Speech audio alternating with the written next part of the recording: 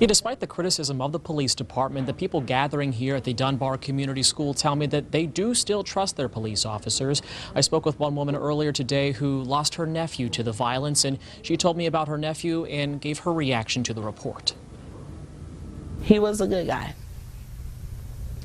and he didn't bother anybody.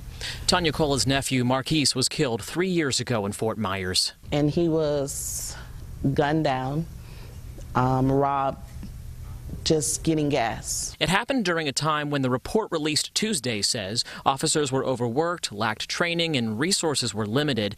Despite those findings, Cola says she trusts the police patrolling her streets. But I don't want the people to just strictly write off these officers or write off the police department, because there is still good there.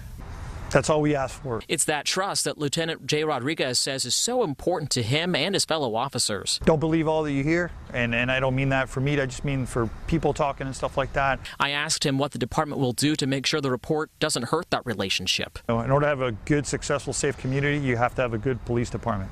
But in order to have a good, successful police department, you have to have a community that wants to work with the police department and help us help you. An idea Cola says she and her neighbors will work on too. So I say to the families, don't give up hope. So stories like her nephew's and others seen here don't get repeated. Regardless of what's being put in the media about the department, you trust God that they're going to make things right for you.